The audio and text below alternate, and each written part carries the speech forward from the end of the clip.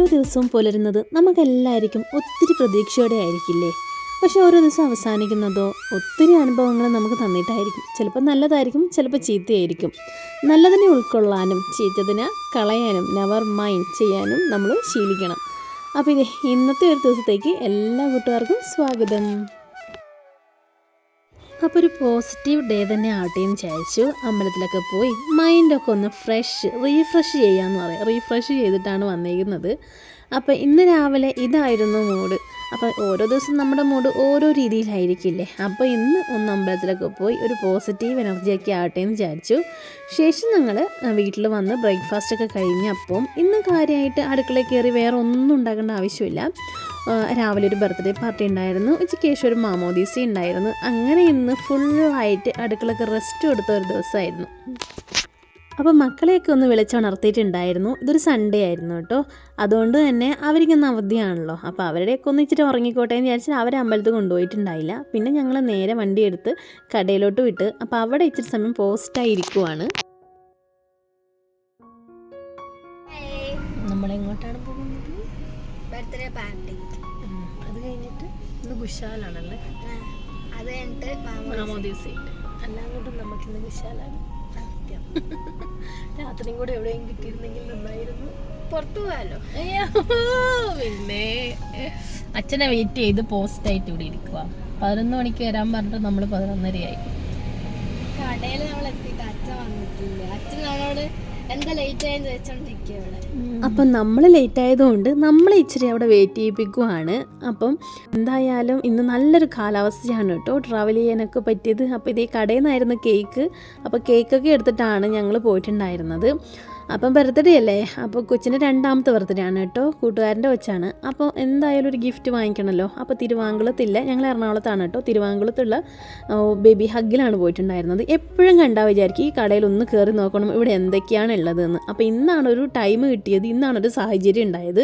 അപ്പോൾ ഒത്തിരി സാധനങ്ങളുണ്ട് കേട്ടോ. ഉടുപ്പും അതുപോലെ തന്നെ ബാക്കിയുള്ള കുട്ടികളുടെ ടോയ്സും പിന്നെ ന്യൂ ബോണിൻ്റെ ഐറ്റംസും പിന്നെ നമ്മുടെ ക്രെഡിൽസും പിന്നെ ബേബി ബാസ്ക്കറ്റും കാര്യങ്ങളും ഒക്കെ ആയിട്ട് ഒരു ബേബീസിന് വേണ്ട എല്ലാ സാധനങ്ങളും ഇവിടെ ഉണ്ട്.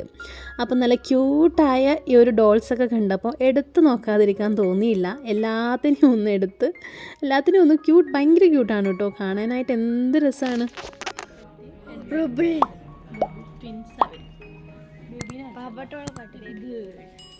ബേബി പോയില്ലേ?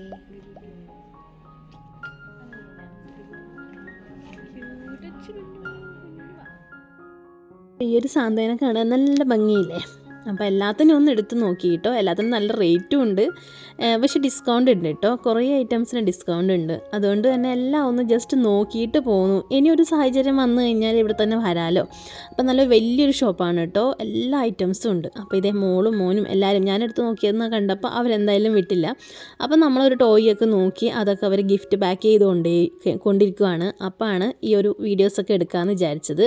അപ്പോൾ ഈ ഒരു ഡോള് നല്ല ഭംഗിയില്ലേ കാണാനായിട്ട്. ഒരു എന്ന് പറഞ്ഞത് ഡോഗ്സിൻ്റെ ആയതുകൊണ്ട് പ്രത്യേകിച്ച് പിള്ളേർക്കൊക്കെ ഭയങ്കര ഇഷ്ടമാണ്. നമ്മൾ പിങ്കി മോളില്ലതുകൊണ്ട് അപ്പോൾ എല്ലാത്തിനും ഒന്ന് എടുത്ത് നോക്കിയിട്ടുണ്ടായിരുന്നു. അപ്പോൾ ഡ്രസ്സുകൾ ഒത്തിരി ഉണ്ട് കേട്ടോ. പാർട്ടി വെയറുകളും കാര്യങ്ങളൊക്കെ ആയിട്ട് നല്ല അടിപൊളി കളക്ഷൻസ് ഉണ്ട്. പക്ഷെ നല്ല റേറ്റും ഉണ്ട്. എന്നാലും കുഴപ്പമില്ല. നമുക്ക് ബർത്ത്ഡേക്കൊക്കെ കൊച്ചുങ്ങൾക്ക് ഗിഫ്റ്റൊക്കെ കൊടുക്കാനും പിന്നെ ബർത്ത്ഡേ ഡ്രസ്സൊക്കെ ഒത്തിരി കിടപ്പുണ്ട് അവിടെ. അപ്പം നമ്മൾ വേഗം നമ്മുടെ പാക്കിംഗ് ഒക്കെ കഴിഞ്ഞിട്ടുണ്ട്. അപ്പോൾ ഞങ്ങൾ രണ്ടുപേരും കൂടെ അകത്ത് നിന്ന് അവർ വേഗം വണ്ടിയൊക്കെ തിരിച്ചിടുവാണ്. അപ്പോൾ നമുക്ക് ബർത്ത്ഡേ പാർട്ടിക്ക് പോവാൻ ആരും ഉണ്ടായില്ല കേട്ടോ. ഞങ്ങൾ മാത്രമേ ഉണ്ടായുള്ളൂ, വേറെ ആരും ഉണ്ടായില്ല. അപ്പോൾ പെട്ടെന്ന് തന്നെ പോയിട്ട് വരാം. അപ്പോൾ ഉച്ചയ്ക്ക് മാമോദീസ ഉണ്ടല്ലോ, അപ്പോൾ അവിടെ പോകണം. അവിടെ നിന്ന് ഫുഡ് അടിക്കാമെന്ന് വിചാരിച്ചു. അപ്പം ബ്രേക്ക്ഫാസ്റ്റ് കഴിഞ്ഞിട്ടാണ് ഇറങ്ങിയിട്ടുണ്ടായിരുന്നത്. അപ്പോൾ ഞങ്ങൾ ഇവിടുന്ന് കടയിൽ നിന്ന് ഉണ്ടായ കേക്കായിരുന്നു കേട്ടോ. ഓർഡർ അവിടെ നിന്നായിരുന്നു. നല്ല അടിപൊളി കേക്കായിരുന്നു. നല്ല ക്യൂട്ടായൊരു കാർ ഉണ്ടായിരുന്നു. ആ ഒരു കേക്കിൻ്റെ മുകളിൽ കാണാൻ തന്നെ നല്ല ഭംഗിയായിരുന്നു. അപ്പോൾ ബർത്ത്ഡേ ഡെക്കറേഷനൊക്കെ ഞങ്ങൾ പോയി കഴിഞ്ഞതിന് ശേഷമാണ് തുടങ്ങിയിട്ടുണ്ടായിരുന്നത്. അപ്പോൾ ഡെക്കറേഷനൊക്കെ ചെയ്ത് അവളുടെ ബർത്ത്ഡേ പോലെ അവിടെ പോയിക്കുവാണ്. അപ്പോൾ ബർത്ത്ഡേ പോയി എത്തിയിട്ടുണ്ട്.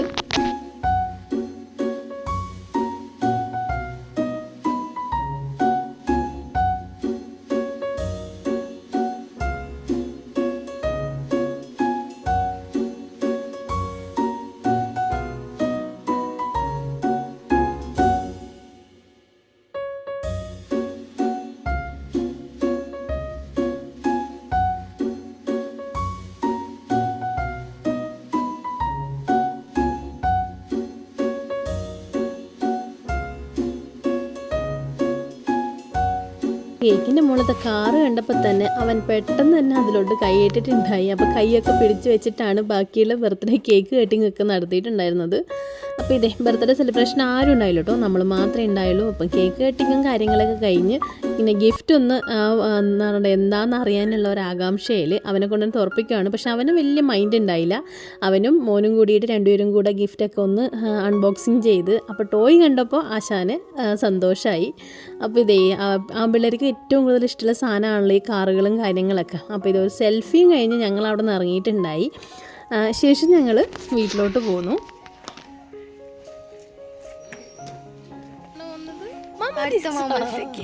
അവിടുത്തെ ഞം. അപ്പോൾ ഇതേ ഡ്രൈവിങ് പഠിച്ചതുകൊണ്ട് ഇങ്ങനെ കുറച്ച് ഗുണങ്ങളൊക്കെ ഉണ്ടായി. ധൈര്യമായിട്ട് ഇപ്പോൾ വണ്ടിയൊക്കെ എടുത്ത് പോകാനുള്ളൊരു ധൈര്യം ഉണ്ടായിട്ടോ. അപ്പോൾ മക്കളുടെ സപ്പോർട്ട് കൊണ്ട് മാത്രമാണ്, അതുപോലെ ഹസ്ബൻഡിൻ്റെയും നമുക്ക് ധൈര്യമായിട്ട് വണ്ടി തരുന്നുണ്ടല്ലോ, അത് തന്നെ വലിയ കാര്യം. അപ്പോൾ ഇതേ അവരെയും കൂട്ടി ഞാൻ തിരിച്ച് പോവുകയാണ്. അപ്പോൾ ഹസ്ബൻഡ് വന്നിട്ടുണ്ടായില്ല. അപ്പോൾ ഞങ്ങൾ മാത്രമാണ് മമ്മൂദിസുക്ക് പോയിട്ടുണ്ടായിരുന്നത്. അപ്പം ചില കാര്യങ്ങൾ നമ്മൾ ചെയ്തു തുടങ്ങിയാലാണ് ഇത് മുന്നേ ആവായിരുന്നു എന്ന് തോന്നിയിട്ടുണ്ടായത്. അപ്പോൾ എനിക്ക് മുന്നേ ആവായിരുന്നു എന്ന് തോന്നിയ ഒരു കാര്യമാണ് ഇത് കേട്ടോ. ഡ്രൈവിങ് പഠിക്കൽ മുന്നേ ആവായിരുന്നു, എന്തുകൊണ്ട് ഇത്ര ലേറ്റായി എന്നുള്ള ഒരു സംശയത്തിലാണ്. മക്കളെയും കൊണ്ടൊക്കെ പോകണമെങ്കിൽ എപ്പോഴും ഒരു ഓട്ടോ ആണ് വിളിച്ചുകൊണ്ടിരുന്നത്. അപ്പോൾ ഇപ്പോൾ എന്തോ ഒരു സമാധാനമായി എന്നറിയോ. നല്ല വിശപ്പായിട്ടുണ്ടായിരുന്നു, ഏകദേശം 1 മണിയൊക്കെ ആയിട്ടുണ്ടായിരുന്നു. അപ്പം മക്കളിങ്ങനെ പറയുകയാണ് വിശക്കുവാണ് എന്ന്. അപ്പം നേരെ അങ്ങോട്ടേക്കാണ് പോയത്. അപ്പം ഞങ്ങളുടെ വീടിൻ്റെ അടുത്ത് തന്നെയാണ്. അപ്പം വേഗം വണ്ടിയൊക്കെ കയറ്റിയിട്ടിട്ട് നമ്മൾ മതിൽ ചാടി പോന്നിട്ടുണ്ടായി. അപ്പോൾ ഫുഡ് ഡിഷായിരുന്നു കേട്ടോ. ചിക്കൻ ഫ്രൈയും ബീഫ് മപ്പാസും പിന്നെ സലാഡും പിന്നെ ഒരു തോരനും ഒക്കെ ആയിട്ട് നല്ല അടിപൊളി ഫുഡായിരുന്നു. അപ്പോൾ ഇവിടെയൊക്കെ ഇങ്ങനെയുള്ള ഫംഗ്ഷൻസൊക്കെ ഇങ്ങനെയുള്ള ഫുഡാണ് കേട്ടോ ഉണ്ടാവുക. ഞങ്ങളുടെ നാട്ടിൽ നിന്നൊക്കെ മിക്കതും ബിരിയാണിയാണ് ഉണ്ടാവുക, പക്ഷേ ഇവിടെ ഇതായിരുന്നു ഡിഷാണ് ഉണ്ടാവുക. അപ്പോൾ ഇന്ന് കാര്യമായിട്ട് അടുക്കളയിൽ കയറിയിട്ടുണ്ടായില്ല. അപ്പോൾ വൈകുന്നേരം ആയപ്പോൾ ഒരു സ്നാക്സ് ഉണ്ടാക്കാമെന്ന് വിചാരിച്ചു.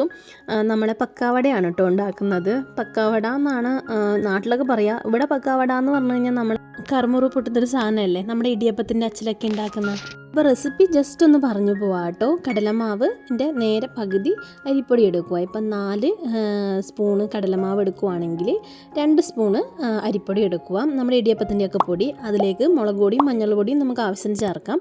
പിന്നെ ഉപ്പും ചേർത്ത് ഒരു നുള്ളു ബേക്കിംഗ് സോഡയും ചേർത്തിട്ട് നല്ല തിക്കായിട്ട് നമ്മളൊന്ന് ബാറ്ററാക്കി എടുക്കണം. ഇതിൽ ചേർക്കുന്ന സവാള, ഇഞ്ചി, പച്ചമുളക്, കറിവേപ്പില ചെറുതായിട്ട് അരിഞ്ഞ് ചേർത്താൽ നല്ല ടേസ്റ്റാണ്. എന്നിട്ട് നല്ല തിക്കായിട്ടൊന്ന് കുഴച്ചെടുക്കും. എന്നിട്ട് ഇതുപോലെ നുള്ളി ഇടുക. നമ്മൾ ഈ എണ്ണയിലോട്ട് തിളച്ച എണ്ണയിലോട്ട് നുള്ളി ഇടണം. ശരിക്കും പറഞ്ഞാൽ ഇച്ചിരി കൂടി ചെറുതായിരിക്കും കേട്ടോ. ഇത് ഇച്ചിരി വലുതായിപ്പോയി, ഏകദേശം ഒരു ഉള്ളിവടയുടെ സൈസായിപ്പോയി. അപ്പം പക്കാവട ആയില്ല, പക്ക മാത്രമേ ആയുള്ളൂ. അപ്പോൾ ഇത് ഇങ്ങനെ പക്കാവട ഉണ്ടാക്കാം. സോസ് കൂട്ടി കഴിക്കാൻ അടിപൊളിയാണ് കേട്ടോ. കുട്ടികൾക്കൊക്കെ എന്തായാലും ഇഷ്ടമാവും. കടലമാവ് ഉണ്ടെങ്കിൽ നമുക്ക് പെട്ടെന്ന് ഉണ്ടാക്കിയെടുക്കാൻ പറ്റുന്നൊരു സാധനമാണ്. ഒരു സവാള കൊണ്ടൊക്കെ നമുക്ക് കുറച്ച് അധികം ഉണ്ടാക്കിയെടുക്കാം. അപ്പോൾ കറക്റ്റ് റെസിപ്പി വേണമെങ്കിൽ ഞാൻ പിന്നെ നിങ്ങളായിട്ട് ഷെയർ ചെയ്യാം കേട്ടോ. അപ്പോൾ ഇന്നത്തെ വൈകുന്നേരത്തെ ചായയുടെ പരിപാടി മാത്രമേ ഉണ്ടാവുള്ളൂ അടുക്കളയിൽ. പിന്നെ രാത്രിയിൽ എന്തെങ്കിലും അഡ്ജസ്റ്റ്മെൻ്റ് ആയിരിക്കും, ചപ്പാത്തിയോ അങ്ങനെ എന്തെങ്കിലും ആയിരിക്കും. അപ്പോൾ ഇതൊക്കെ ആയിരുന്നു ഒരു ദിവസം അടുക്കളയിൽ കയറാണ്ട് സുഖിച്ച ദിവസം എന്ന് പറയാം. അപ്പോൾ ഇന്നത്തെ വീഡിയോ നിങ്ങൾക്ക് ഇഷ്ടമായിട്ടുണ്ടെങ്കിൽ തീർച്ചയായും ലൈക്ക് പ്രതീക്ഷിക്കുന്നു. പിന്നെ നിങ്ങളുടെ വിലയേറിയ അഭിപ്രായം താഴെ കമൻറ്റ് ബോക്സിൽ അറിയിക്കാനും മറക്കരുത്. പുതിയൊരു വീഡിയോയുമായി വീണ്ടും കാണാം. Thanks for watching.